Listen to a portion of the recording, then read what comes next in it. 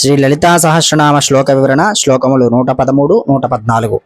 అగ్రగణ్యా చింత్య రూప కలి కల్మషనాశిని కాత్యాయని కాళహంత్రి కమలాక్ష నిషేవిత. ఓం అగ్రగణ్యాయే నమః. అగ్రణ్యాయే నమః. అన్నింటికీ మూల కారణం అవడం వల్ల మొట్టమొదటిగా లెక్కింపదగ్గదైనటువంటి తల్లికి నమస్కారములు. ఓం అచింత్య రూపాయన్యే నమః. అచింత్య ఊహించుటకు శక్తింగాని రూపం గల తల్లికి నమస్కారములు.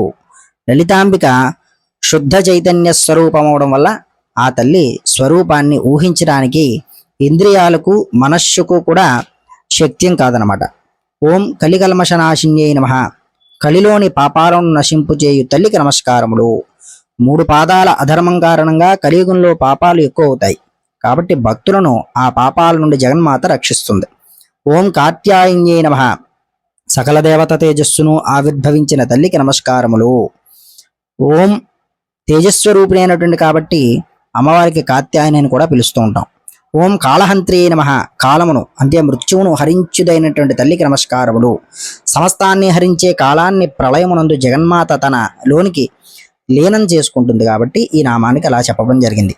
ఓం కమలాక్ష నిషేవితాయి నమః. కమలాక్షుని అంటే విష్ణువు చేత సేవించబడు తల్లికి నమస్కారములు అని ఈ 113వ శ్లోకానికి అర్థంగా చెప్పబడింది. 114వ శ్లోకము. ఓం తాంబూలపూరితముఖీ దాడిమీ కుసుమప్రభ మృగాక్షి మోహిని ముఖ్యా మృడాని మిత్రరూపిణి. ఓం తాంబూల పూరితముఖ్యై నమః.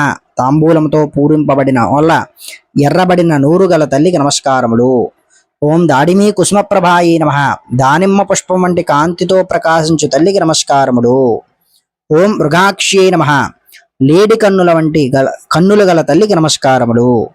ఓం మోహిన్యై నమః. మోహమును కలిగించు తల్లికి నమస్కారములు. మోహం అంటే భ్రమకు గురి కావడం. ఆత్మభావనను వీడి దేహభావనకు లోనై జన్మ మృత్యు భ్రమణంలో పడడానికి కారణం జగజ్జనని యొక్క మాయ అంటే భ్రమ కల్పనయ అనమాట ఇదంతా. ఓం ముఖ్యాయే నమః. హిరణ్యగర్భ రూపంలో 4 ముఖాల బ్రహ్మ రూపంలో ఈ సృష్టికి ముఖ్య ప్రాణంగా ఉన్న తల్లికి నమస్కారములు. ఓం మృడాన్యే నమః. ఇహపర సుఖప్రదాత అయిన మృడునకు అంటే శివునికి భార్యయే విరాజిల్లుతున్న తల్లికి నమస్కారములు. ఓం మిత్రరూపిణ్యై నమః. సూర్యుని వలె అరుణకాంతులతో ప్రకాశించుతున్నటువంటి తల్లికి నమస్కారములు. సర్వజగత్తుకు హితము చేయువాడు మిత్రుడు అంటే సూర్యుడు. అదేవిధంగా సకల బ్రహ్మాండాలకు హితమును కూర్చు లలితాంబిక మిత్రరూపిణి అయిందనమాట. ఇక్కడతో ఈ యొక్క 114 శ్లోకాలకు దాని యొక్క నామాలకు అర్థం చెప్పుకోవడం జరిగింది.